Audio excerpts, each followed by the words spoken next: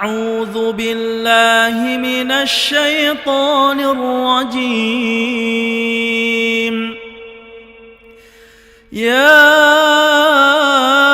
أيها الناس إنا خلقناكم من ذكر وأنثى وجعلناكم شعوبا وقبائل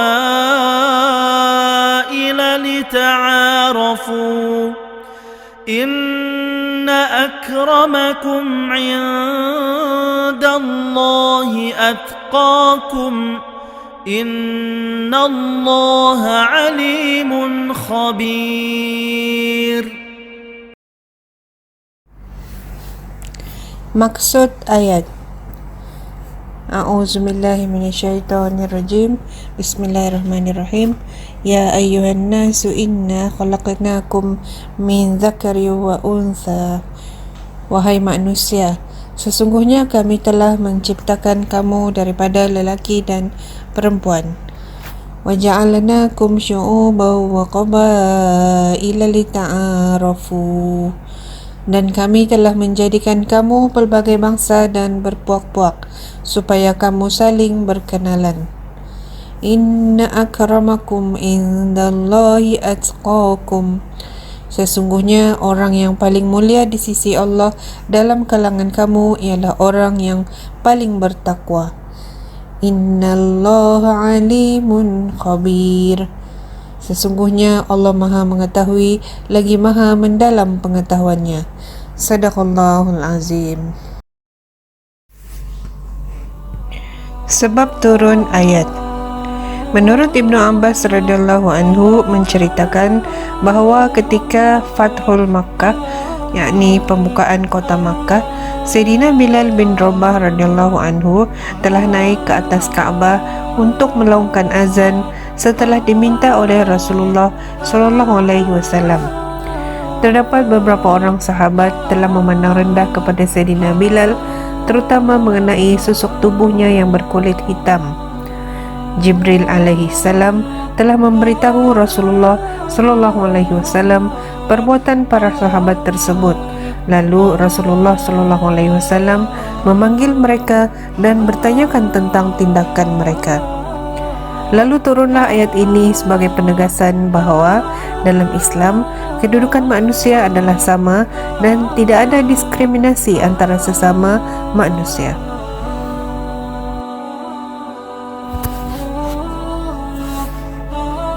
Seterusnya, Ustazah akan menerangkan kandungan ayat. Dalam ayat ini terdapat tuntutan saling mengenali dalam kalangan pelbagai bangsa. Hikmah ataupun tujuan diciptakan manusia dengan kepelbagaian bangsa, warna kulit dan bahasa antaranya adalah membuktikan tanda kekuasaan dan kehebatan Allah Subhanahu wa taala. Dan kita juga akan dapat saling kenal mengenali antara satu sama lain, yakni saling menghargai dan menghormati antara satu kaum dengan kaum yang lain. Seterusnya, kesempatan mempelajari kelebihan dan kekurangan antara satu sama lain kerana kita diciptakan mempunyai keupayaan fizikal, keupayaan mental dan naluri yang berbeza. Ianya juga merupakan peluang agar kita sesama manusia dapat berinteraksi dengan penuh mesra dan berkasih sayang antara satu sama lain. Tujuan tuntutan supaya saling kenal mengenali dalam kalangan pelbagai bangsa antaranya ialah yang pertama, menjalin perpaduan dan perhubungan yang harmoni tanpa adanya perasaan curiga mencurigai antara satu sama lain. Seterusnya yang kedua, mengiktiraf kemuliaan dan harga diri manusia tanpa mengira rupa paras dan etnik seseorang itu. Seterusnya yang ketiga, menjalin hubungan dengan orang bukan Islam selagi mereka tidak memusuhi Islam. Seterusnya yang keempat, ianya menggalakkan interaksi dan kerjasama yang akan saling melengkapi antara satu sama lain. menjaga hubungan baik antara rakyat yang berlainan bangsa demi memenuhi kehendak dan keperluan sesama manusia, khususnya dalam masyarakat pelbagai kaum di Malaysia. Ianya seterusnya boleh menghindari pengasingan kelompok bangsa dan budaya tertentu yang boleh mencetuskan konflik serta kebencian antara kaum tertentu. Dalam ayat ini juga Allah SWT menekankan tentang keutamaan takwa. Apa itu takwa?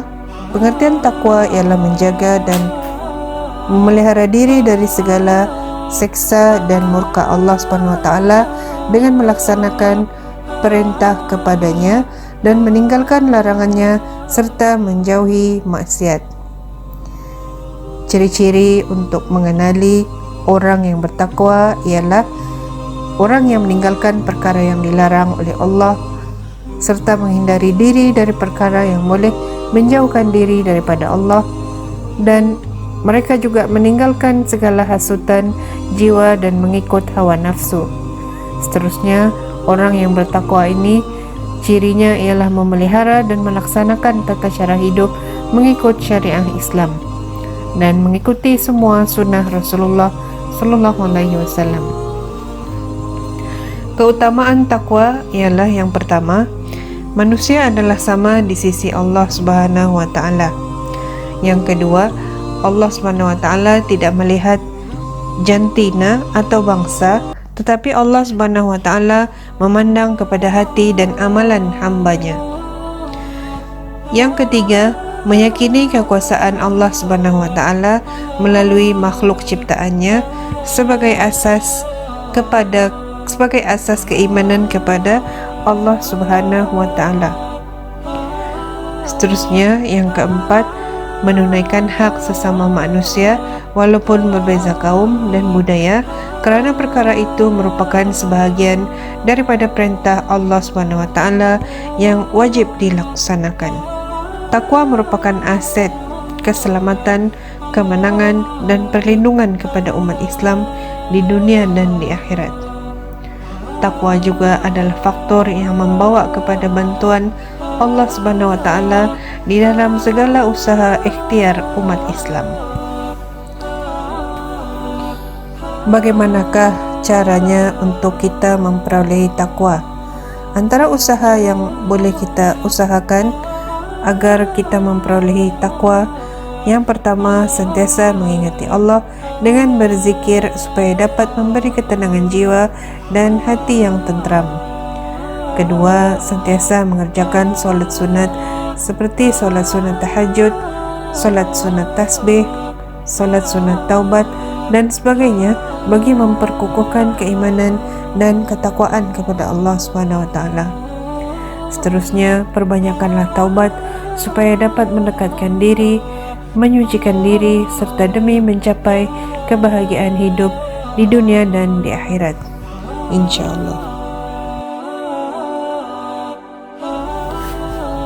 Pengajaran ayat surah Al-Hujurat ayat yang ke-13. Sebagai umat Islam, yang pertama, kita hendaklah saling bekerja sama untuk membina kehidupan yang harmoni dan sejahtera. Yang kedua, kita hendaklah menghormati kepelbagaian bangsa dan budaya supaya wujud persefahaman dalam kalangan masyarakat. Yang ketiga, kita hendaklah berusaha untuk membaiki akhlak supaya menjadi insan yang bertakwa. Seterusnya, kita hendaklah saling menghormati antara satu sama lain tanpa mengira kedudukan, pangkat dan bangsa supaya anasir rasisme serta sikap asabiyah dapat dihapuskan dalam masyarakat. Ustazah harapkan semoga semua pelajar telah faham berkaitan tajuk kepelbagaian bangsa daripada bidang Al-Quran ayat ke-13 surah Al-Hujurat ini tadi. Untuk itu, jika ada yang belum subscribe channel Imaz Media, bolehlah klik subscribe sebagai tanda support untuk channel ini, insya-Allah. Sekiranya apa yang telah kita pelajari tadi memberi manfaat, bolehlah dikongsikan dengan rakan-rakan di media sosial kalian. Semoga bermanfaat dan menjadi amal kebaikan juga buat kita semua dengan berkongsi perkara kebaikan kepada orang lain, insya-Allah. Untuk itu sekian sahaja daripada Ustazah.